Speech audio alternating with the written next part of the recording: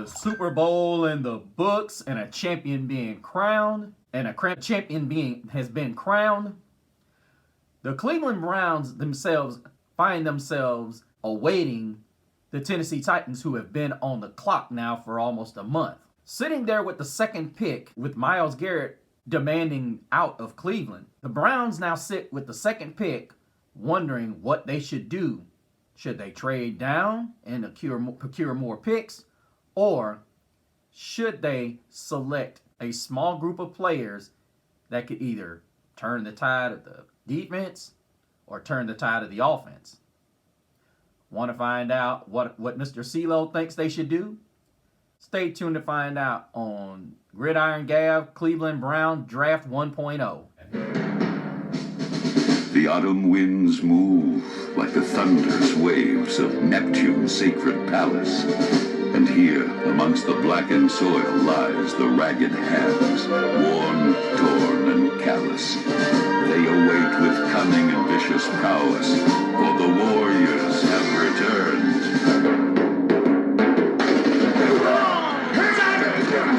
Come on, Dutch! Don't do it! Woo! No way! Woo! 85!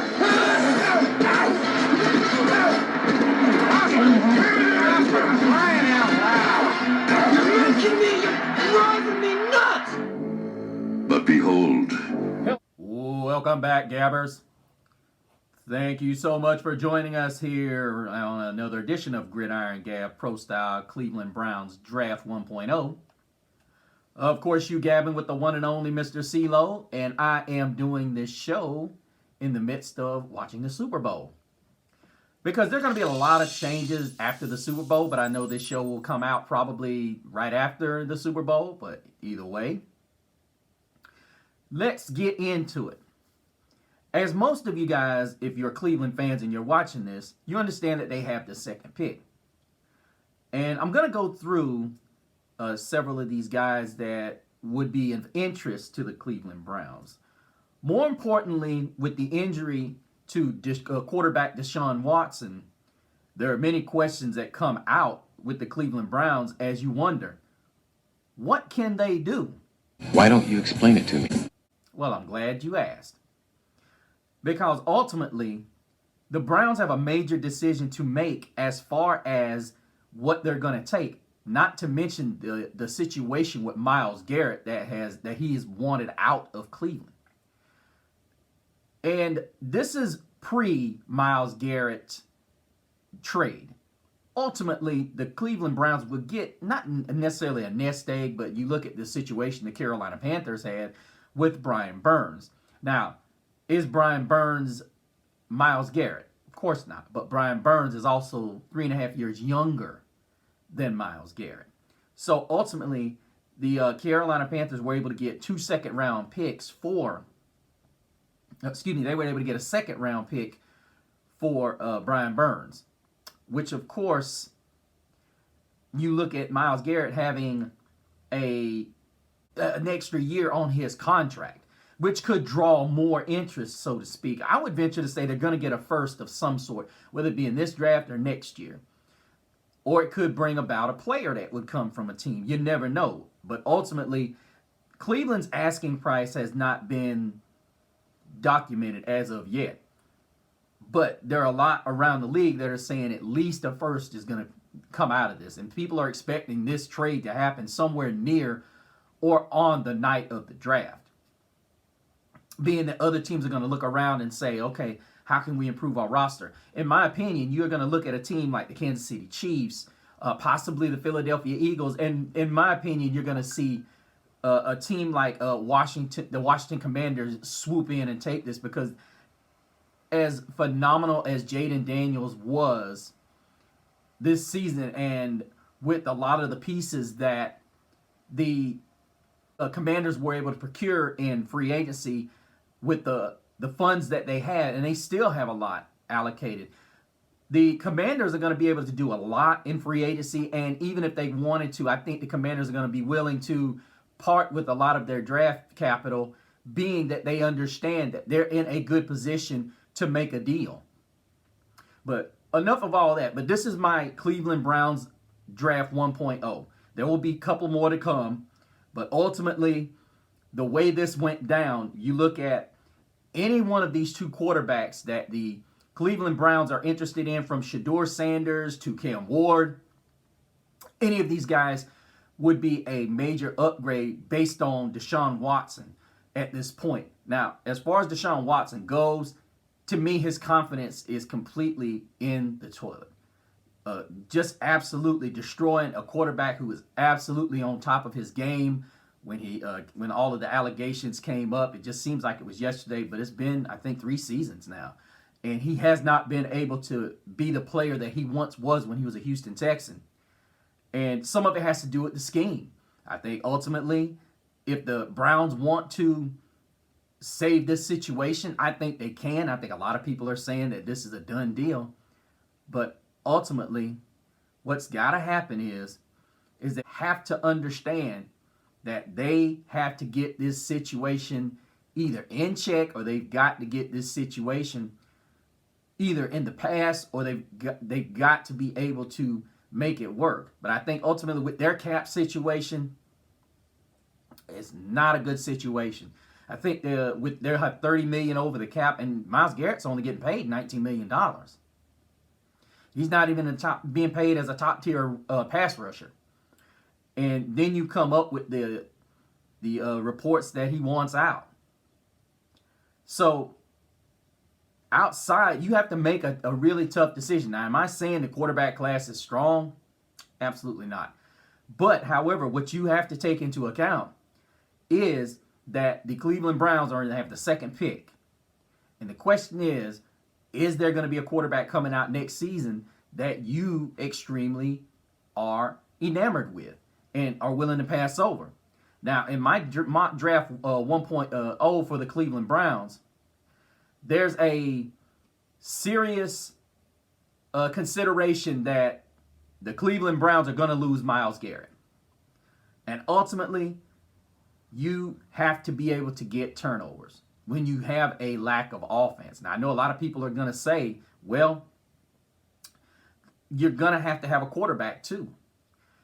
And ultimately, that's where we go in this draft. But let's get started. For the second pick, I have the Cleveland Browns taking edge rusher out of Penn State, Abdul Carter. What?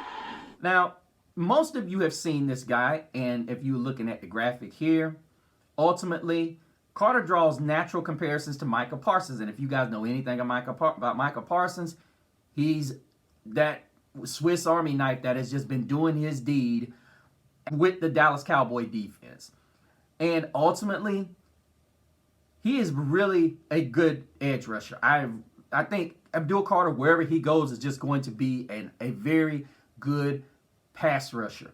It's pretty good on the run, but ultimately we'll have to see him gain a little bit more in that upper body and lower body press, if you will.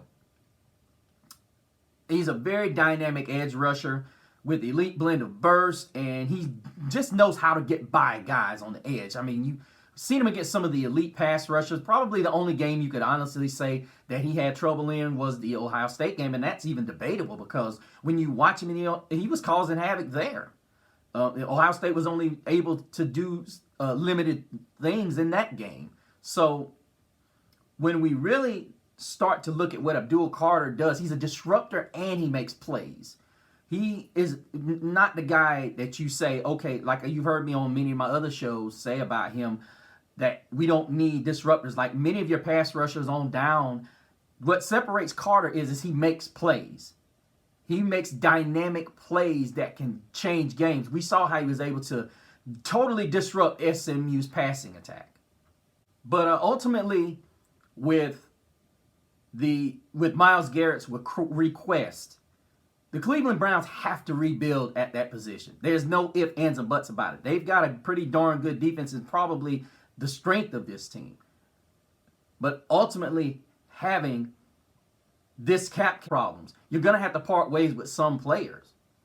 And Denzel Ward could be one of them. But you have to go and get Abdul Carter. I mean, there's no ifs, ands, and buts about it. I will probably do a a mock draft for Cleveland where they trade down.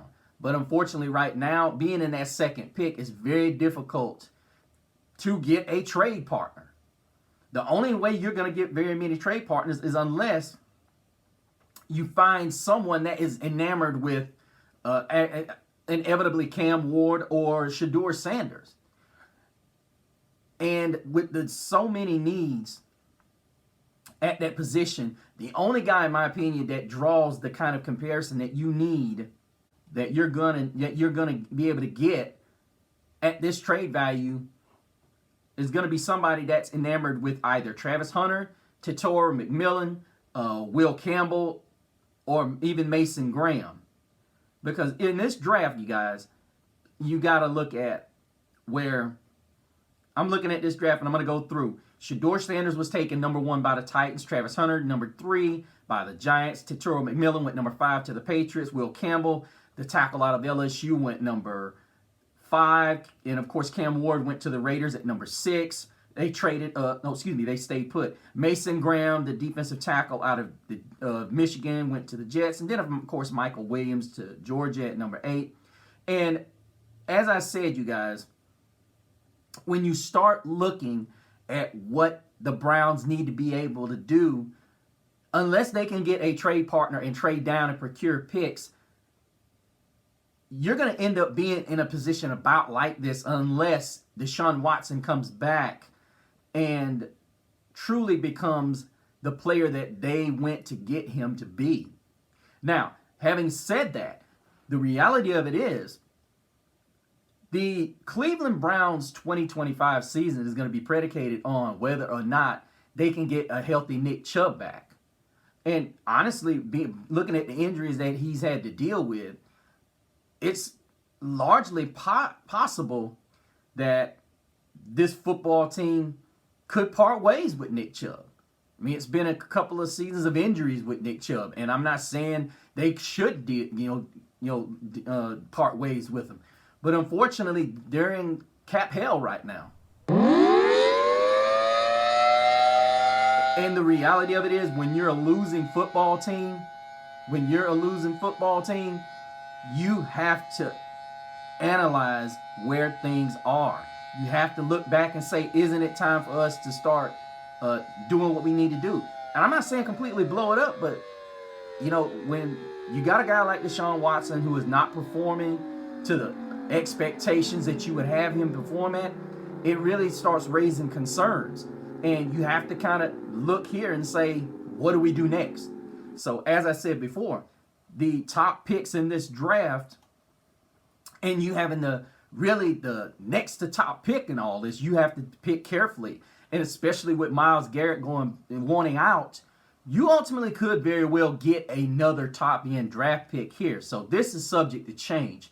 But with the 1.0 and all of the situations that are as is, Abdul Carter is the second pick that I have for you guys. Now, if you don't like the pick, please leave in the comments. Then we moved down, and I actually traded. To the 29th pick, and we ended up picking up a pick. And then we ended up getting drawn back again by trading with the Giants. And we ended up with the 34th pick, and we take the 34th pick, and we get Jalen Milroe, quarterback out of Alabama. Now, there have been several mock drafts I have done, and ultimately, Milroe has gone anywhere from 34 all the way up to 56. But see, as I've told you many a times, you guys, these drafts, you could turn around and do these drafts over and over again, and they will never, ever be the same. Very rarely will they be the same. And the truth of the matter is, you have to treat every draft differently. And you have to act accordingly. I could do, and I will do another draft later on, and this draft will be totally different than what I've done before. Now, I ultimately believe Jalen Milroe is just an absolute monster running the football, which is why one of the picks that I make later on, because Nick Chubb's health he's not looked like the same back that he's been before. Now, granted, some of the cast of characters on that offensive line have not been exceptionally great. And of course, one of the big needs in this draft was offensive tackle.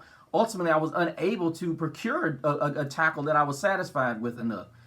Ultimately, there's going to be some guys in free agency that I'm banking on, and when I did this draft, of course, that they could procure. But this is neither here nor there. They're going to have to answer the questions of free agency, which they're not going to be able to do a lot of. And I know a lot of you say, that sounds stupid. Why would you get... And you're going to look at the rest of this draft and you're going to say, why did you get defensive tackles in this draft? Well, ultimately, you couldn't find a trade partner to trade down at a certain position. And this draft is loaded with tackles. And ultimately, I was unable to procure any of them. But I did end up with 9 picks in this draft.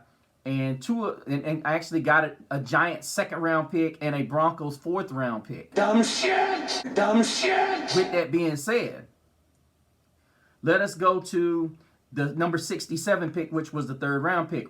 Running back Caleb Johnson out of Iowa.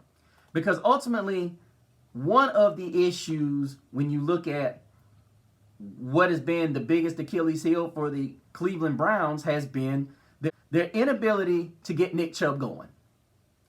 And it's been a problem since this, needless to say, has been his knee injury. And this is really horrible for a guy that has really been one of the best running backs in the National Football League for the last 4 to 5 years. And he's just been absolutely just great.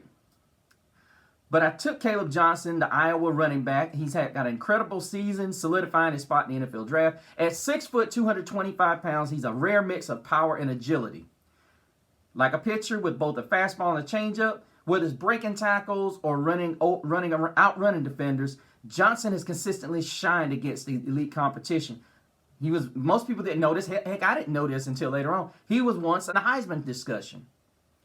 But his stock continues to climb, so it could be, you very well could not get this guy in the 3rd round. But I think he could be the answer to this Cleveland Browns offense if you have a guy like Milroe, and let's say you mix him in with Nick Chubb. And when you start mixing guys in and then you use Milroe's elite mobility and his arm strength. Now, the other thing is they're going to have to get some guys that can, play to his skill set. I was unable to procure any wide receivers except for one. And needless to say, you could answer that question via trade and free agency, but I'll get more into that in a later show. But the 3rd pick for the Cleveland Browns is running back Caleb Johnson out of Iowa. Then I ended up trading up. Well, I ended up taking that pick, the 79th pick that we got from the Commanders when we traded the 23rd pick. And I was able to get Kyron Lacy out of LSU. Now, I watched this guy on several occasions outduel SEC defensive backs. So his physicality is impressive. The 6'2", 213-pound athletic wide receiver with the ability to create mismatches against defenders is well documented. He has the size and strong hands to make him a reliable target in contested catches, situations, particularly in the red zone. This is where teaming him with Jalen Milroe is going to be huge, because if you get him in one-on-one situations, his size and his length and his strength of hands and being able to make contested catches comes in massively. He excels at using his body to shield defenders and secures the ball through contact. He has smooth route running ability and enough burst to create separation, while his strength allows him to break tackles and pick up yards after the catch. That's something that you direly need in Cleveland. Guys who can run after the catch. And that was the thing that made Amari Cooper such an attractive offer to the Cleveland Browns when they traded for him. He has smooth route running ability and enough burst to create separation. There are some concerns about his ability to recognize pockets within zone coverage, and he has a tendency to telegraph his breaks during the routes. With continued refinement in his release route tree, Lacy's combination of physicality and playmaking ability makes him a consistent offensive threat. Now, I get it. There are going to be people that are going to be able to telegraph these things. But ultimately, as he grows and gets refined, he's going to be great. But it's going to be up to Milroe if he becomes the starter. Now, I know a lot of people are going to say, why did you pick Milroe in the first place? Well, here's the reality. What else do you have? Precisely. Then we had the 103rd pick. There's going to be about 2 picks in this draft that you guys are going to look at me and like, why did you do that? And that pick's going to be Shamar Turner. Now, the defensive tackle out of Texas A&M. Now, before you guys look at me and wonder, we don't need a tackle. Well, Shamar Turner is a disruptive, versatile defensive lineman. Versatility, ladies and gentlemen. You can bring this guy in on first down, play him at the edge. Now, I know a lot of people say 6'4", 300 pounds. To me, he kind of reminds me a little bit of Aaron Donald. He's got that quickness. Now, he's not as nimble-footed, but he could still get around the edge and get pushes on first downs. Because ultimately, you don't want a guy that's ultimately trying to scream around the edge on first down. You want a guy that's going to try to go through tackles, and basically disrupt things. That is ultimately what you want. This is a guy that could play the edge on first and second downs, and then play on the inside on third downs. He combines a quick first step with impressive strength, allowing him to penetrate gaps and create consistent backfield pressure. Turner's hands usage and lateral movement makes him effective against both the run and pass. Okay? While his motor and physicality enable him to shed blocks and pursue plays with intensity, his agility and athleticism for his size are notable, giving him flexibility to the line or on the edge. The reality of this guy is that he could very well be the big guy replacement for Myles Garrett, because Myles Garrett is that rare blend of size and speed. You're going to see a bunch of shows that are highlighting what Myles Garrett does for this team. And the true blue reality of this is that this is a team that is this is a guy is capable of just disrupting things on the outside and on the inside. But what you have to realize is that this guy's going to be a steal for whoever gets him. Whoever steals this guy is going to get a steal. As we continue, Turner has a tendency to play with high pad level at times, which costs him leverage in battles while also lacking consistency in the run game at times. Okay? This is one of the reasons why this guy has slipped in this draft, is that consistency. Now, many of you are going to say, What the Cut it out. yeah, I know. But to me, Shamar Turner could be that major replacement on first and second downs when you're talking about the possibility of this guy, of Myles Garrett walking out the door. So ultimately, you want to be able to replace this guy and be able to do things that are, I don't know, the things that Myles Garrett was able to do. Then we go to the 121st pick, which I was able to trade with the Denver Broncos. We gave up our 3rd round pick and procured Denver's 4th round pick to get this pick. I traded up to get Jordan Hancock out of Ohio State. 6'1", 195 pounds. Most people don't know much about him. He's a fluid defender who's very good in zone coverage. Not what you consider a ball hawk, but he's a guy that Cleveland's got to have. They're going to be short-handed on corners. I would imagine 1 or 2 could be cap casualties. So, unfortunately for the Browns, they're going to have to procure a defensive back or i.e. a cornerback in this draft. And I'd like Jordan Hancock because any of you guys know me. I like big, long, physical cornerbacks, and Jordan Hancock fits that bill. But then we also moved to pick 206. And I procured 5'11", 195-pound Cameron Alexander. Now, as I said, with the issues at corner for Cleveland, the Browns are going to have to find an answer here. So in taking 2 corners back-to-back, especially one that could possibly fill the slot position, was a must. Because ultimately, the 2 positions that are going to have to be replaced, the 3 positions that's going to have answers to, is going to have to be cornerback, quarterback, as well as wide receiver. Those are the positions that have to be handled. I needed an offensive tackle, but unfortunately, I was unable to jump in there and get those moves made. Ultimately, it's going to be a quest of whether Cleveland can get one in free agency. Then, of course, we move forward to Cody Simon, who was the 217th pick that I chose for the Browns, linebacker out of Ohio State. Cody Simon was a guy that I look at as much like the 257th pick, which was Tyreen Powell. I took these two guys because ultimately the linebacking core is not necessarily an issue, but injuries are always a problem for these. And these two guys are very good tacklers. They're very good in open space, and they're very good on special teams. So ultimately, these are guys that can make a difference, mostly on special teams. But there's not much you can do in the 5th and the 6th round. Every now and again, you can find a gem or two. But once you get there, it's basically a question of whether or not you can find a guy that can help your football team. Most of the time, you can find guys, and no, don't bring up Brock Purdy. Okay, that's a special situation. Mike Shanahan had the tools around him to make that work. But once again, let us go through the Cleveland Browns selection via Mr. CeeLo. Abdul Carter, edge rusher from Penn State. Jalen Milroe, from quarterback out of Alabama. Caleb Johnson, running back Iowa. Kyron Lacey, wide receiver LSU. Shamar Turner, defensive tackle out of Texas A&M. Jordan Hancock, cornerback out of Ohio State. Cameron Alexander, cornerback Oregon. Cody Simon, linebacker Ohio State. Tyreen Powell, linebacker Rutgers. And a New York Giants 2nd round pick procured. 2026 Denver 4th round pick procured. So that's going to do it, you guys, for the Cleveland Browns draft selections 1.0. Make sure you leave comments down below and tell me what I got wrong. Tell me where you think the Cleveland Browns need to go. Also, make sure if you're a first-time subscriber, put your name down in there so I can know who you are. And if you have, like I said, disagreements, please make sure you lay them out there.